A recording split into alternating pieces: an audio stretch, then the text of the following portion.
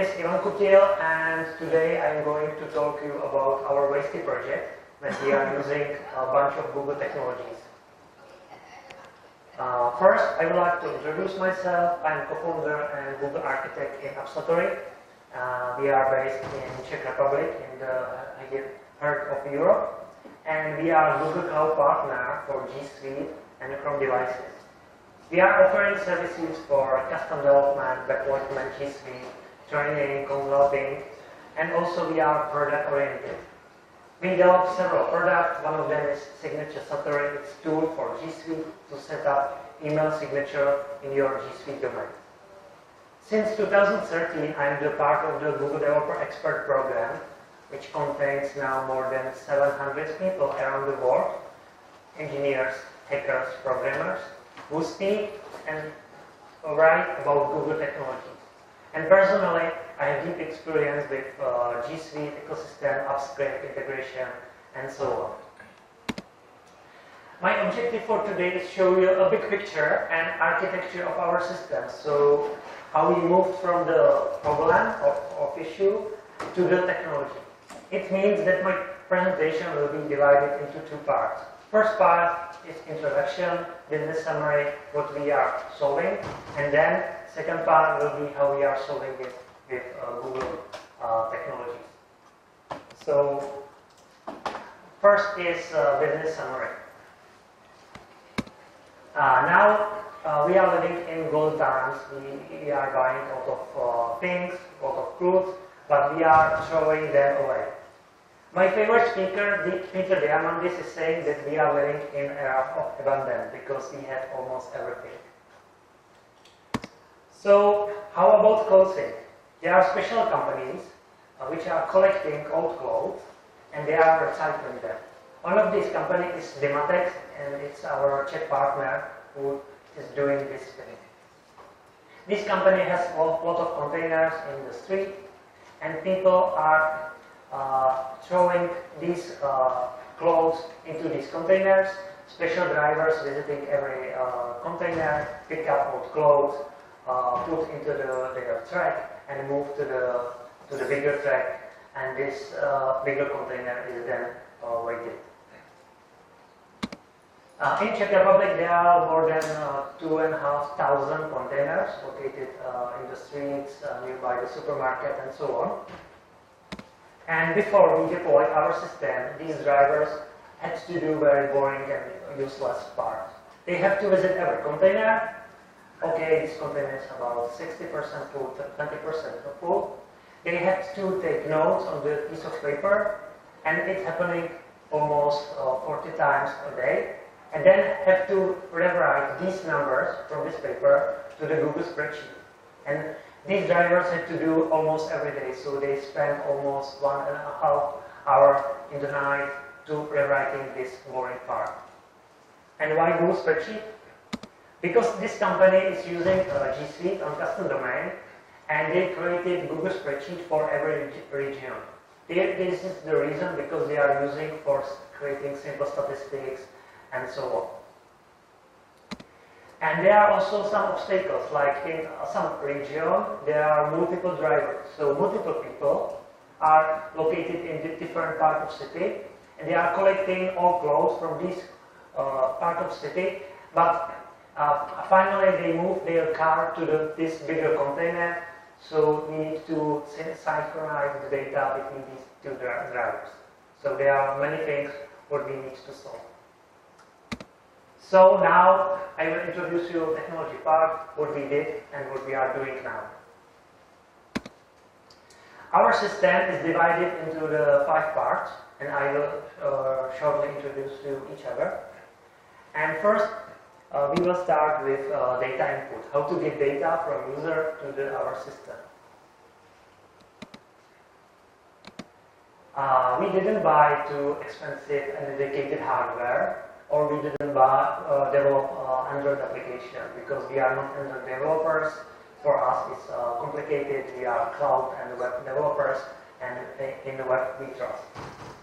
Instead of that, in the same time, I read the article by Alex Russell. He is from Google, And in 2015, he wrote about progressive web app, about new concept how web technology could help web developers to write native mobile and or desktop applications.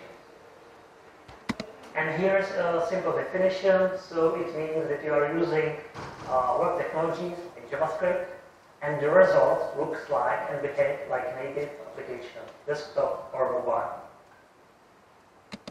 There are several, not like requirements, but recommendation for progressive web.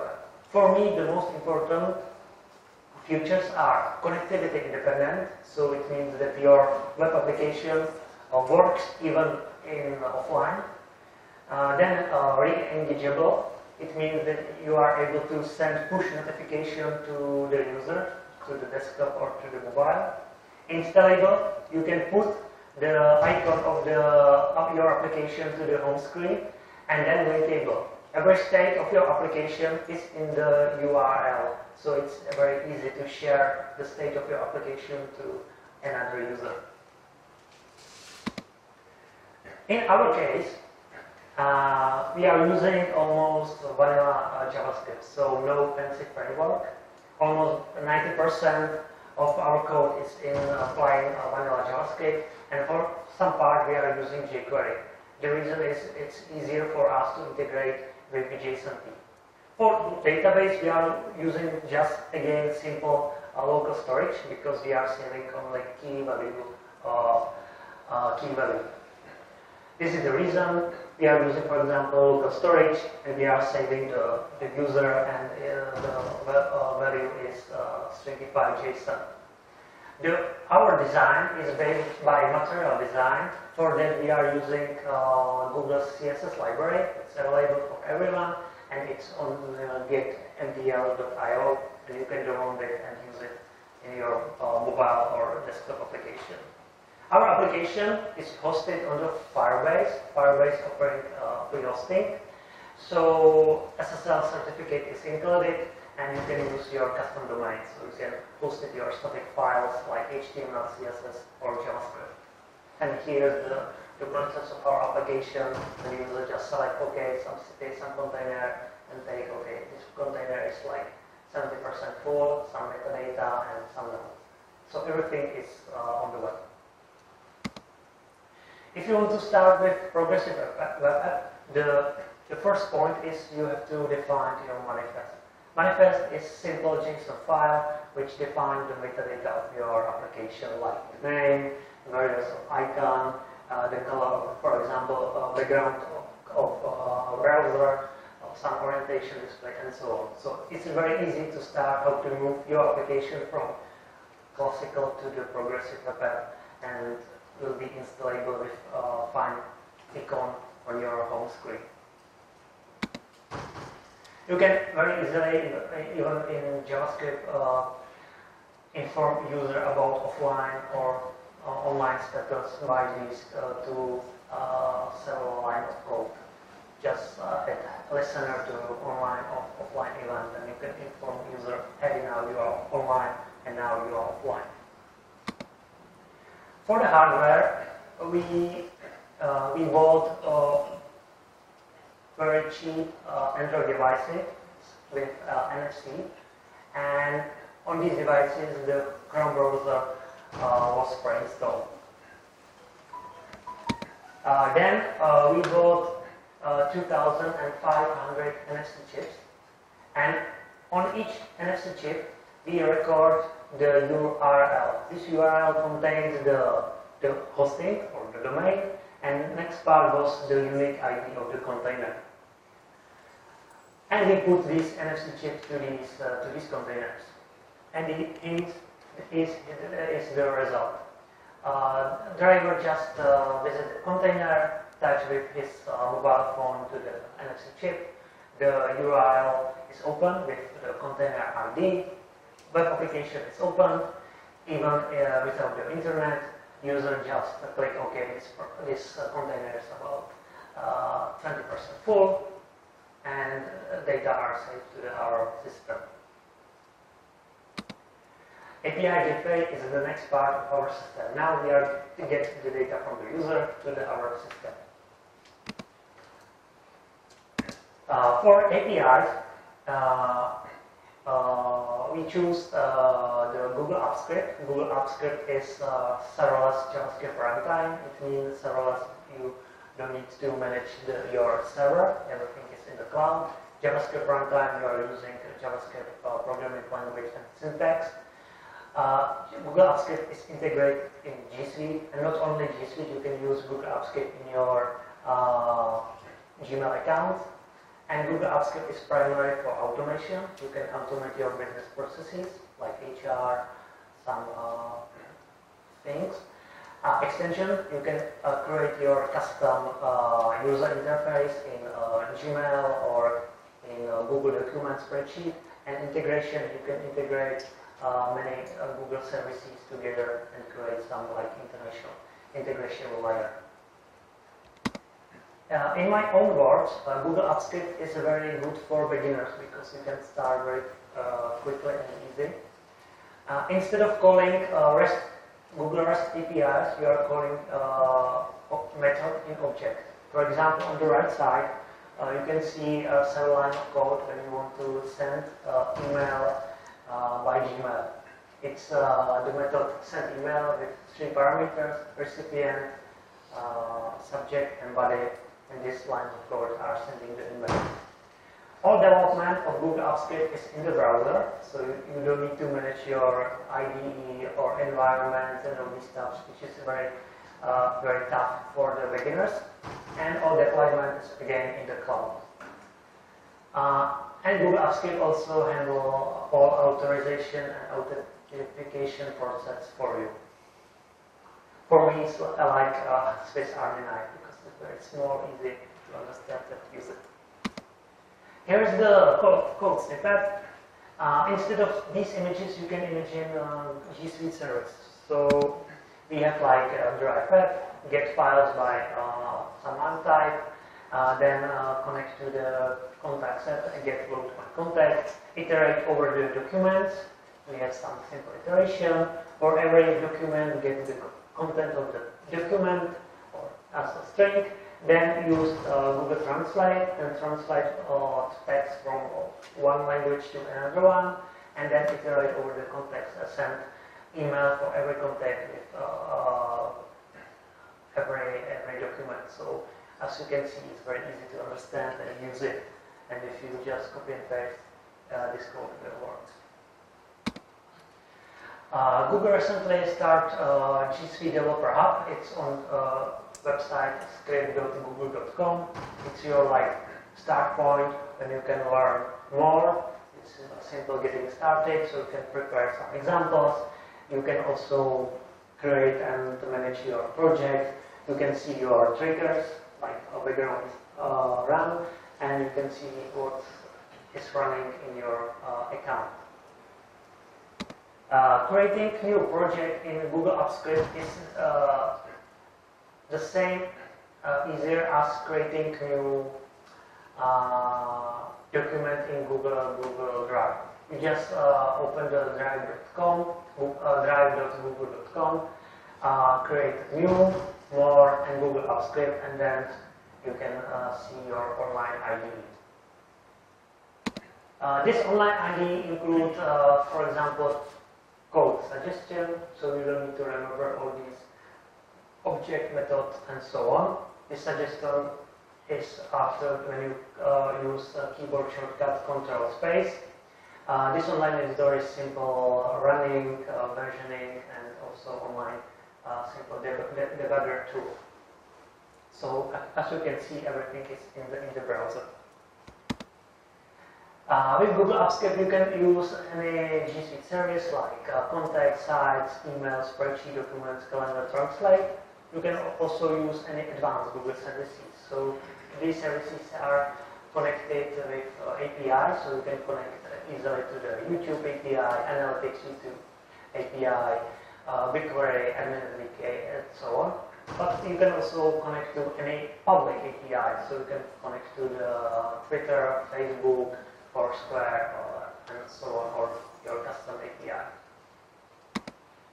With Google Apps Script, you can automate your, for example, your AdWords, you can automate your advertisement, you can create your custom connectors or visualization for Google Data Studio, write Hangouts bot or bot for Hangouts chat. You can set up Chrome or triggers.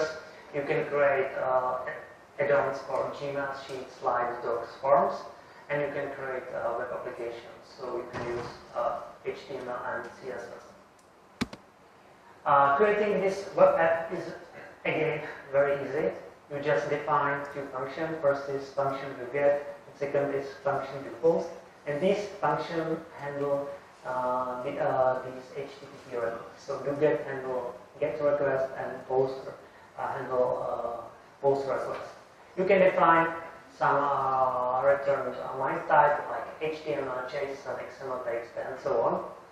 And after that, when you publish your script, Google will generate a public URL for you, something like that. And this public URL could be used like the APIs.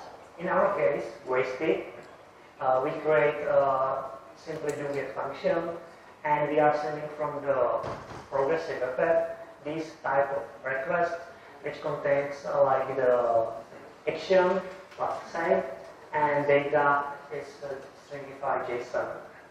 And in the code, we just parse the data. Then if the request is saved, then there are several actions. First, we open the spreadsheet by their ID, open the right sheet name, then append new row to the Google spreadsheet, stringify JSON at the return, and return content service, and JSON is returned to the progressive web app, and user or driver is informed, okay, this data was saved. Saving data. Our next part of system is about the database. Primary database is in Google Spreadsheet. Every row is every container, and in column there are metadata. And why we are using Google Spreadsheet? Again, it's very easy for users to use it because they can edit, create, remove, and so on. So we didn't have to create the special user interface for user to manage these containers. Our next database is Google Fusion Tables. For me, Google Fusion Tables is like Google Spreadsheet on steroids because you can save large amount of data than in Google Spreadsheet. Again, Google Fusion Tables offers you custom or user interface, so you can filter your data, and Google Fusion Tables has API, so you can ask SQL queries like select, insert, remove, or aggregate. Fusion Tables for us is collection of all collections like timestamp, GPS, container ID, user, spreadsheet, amount, and so on. The photos of pictures are saved in Google Drive. Users are uploading images to the special folders in Google Drive, and we are using Google Drive API to load these pictures to our system. Some users are uploading data in wrong direction, orientation, so we created microservices in Google Cloud Function, and this microservice does only one thing, and it's rotating the image. So we are just sending data, and this microservice in Cloud Function do rotation for us. Google Cloud Function is a serverless environment with several platforms like Node.js, Python, and Go in beta. We are using Node.js, and we are using the npm package gem, and here is a snippet of code. So we are getting data in binary, rotate the image to the Google Drive. Real-time data synchronization. how do we do real-time data synchronization? Firebase is the answer. Firebase is a cloud platform for mobile and web developers. Firebase is offering a lot of services, and we are using real-time database and free hosting. A real-time database is like a big JSON file in cloud with unique URL, and several devices are connected to this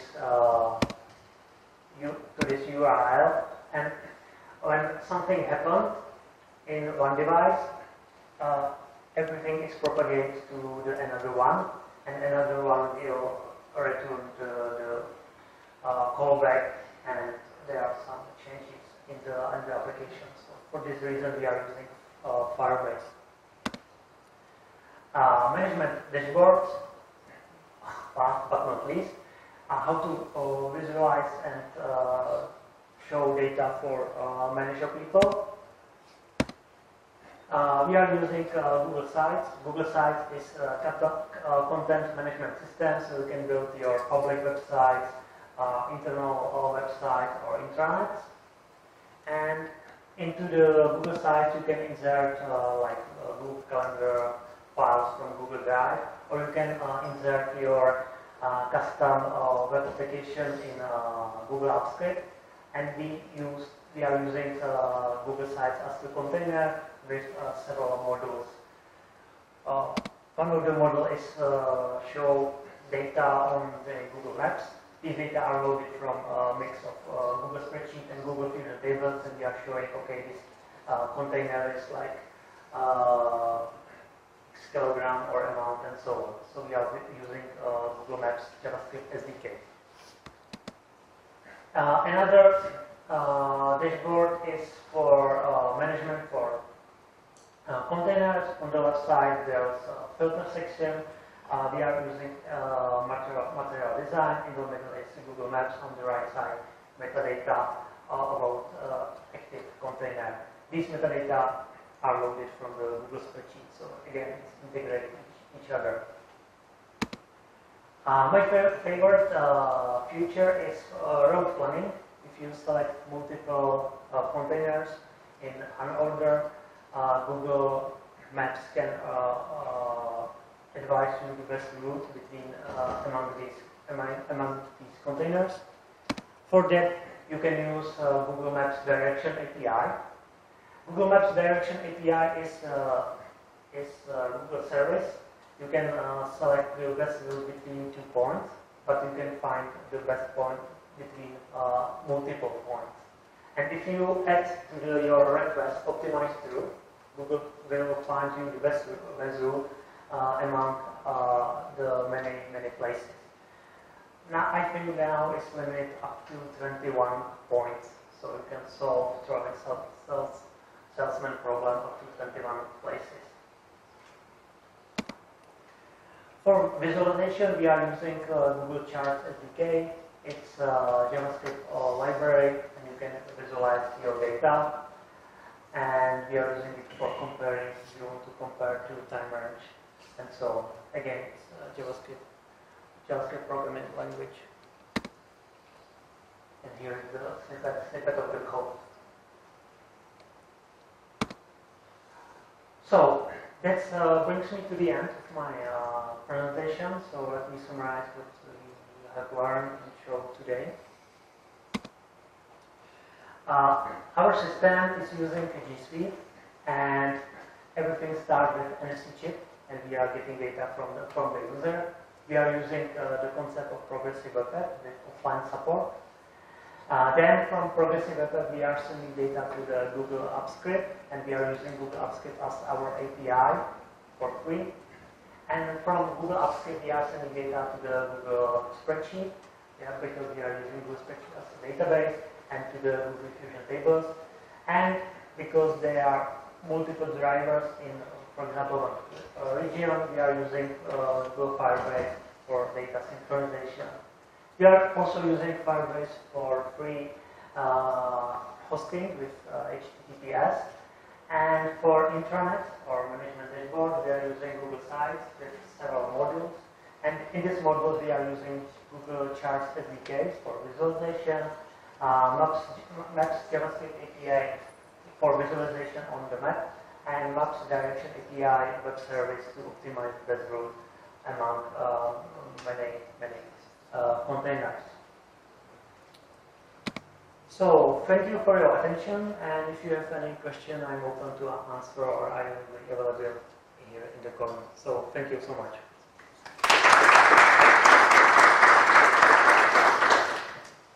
You mentioned you are using good progressive app and you are using NFC. The NFC reader is a mobile.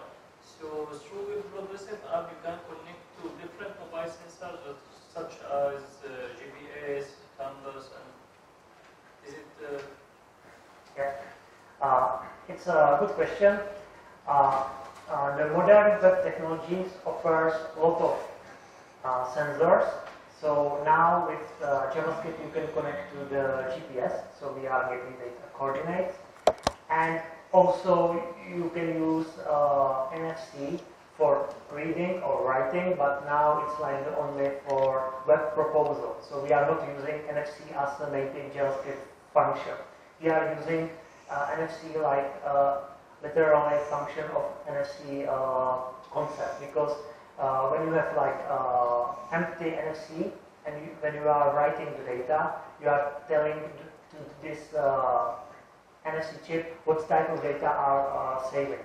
And if you select the type URL and you set up the URL, and if you record the data to the NFC chip, if you have any mobile phone even without your progressive effect and touch this mobile phone to this NFC chip, this URL is open. But we are using it for the offline support, because we know that this mobile phone is as the latest Chrome device. It was cached on the internet and so on. So they are like two separated information. Another question. You mentioned this through Firebase, like maybe 5 devices are connected to one JSON file. And this always on, like, for example, if the JSON changed on, for example, one device and the request changed, it will be sent to all devices? Yeah. So there is always on connection with all devices? Yeah. Google Fusion, Google File. One is like free here, and you can connect many devices, and these devices are connected to the Firebase. I think they are using some socket connection, and if you are changing the Firebase by one device or from the web or any API, Firebase sending data to the all connected devices, and the changes propagate over these devices. But these devices have to be connected on the internet. But if this one device is without the internet, for example, half hour, and after that this device will be on the internet, Google or Firebase will translate transfer all the new data to this device. Thank you. So,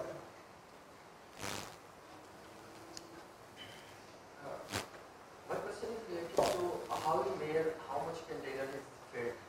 It's manual when the salesperson goes here and sees the container, it's half filled or it's completely filled, or you learn from the image that they are transmitting, or do you get any notification this container is complete and needs to be it's a good question. This company, they have like a routine route around the city like every week, and they are doing every week. So they visited this container, they this container is like 60% full, and they know it. We try to use IoT sensor to measure it, but for them it's like useless, because when some containers say, hey, I'm full, they have to wait to their planning route. So for them it's not useful, this type of active sensors, so they are using the passive sensor.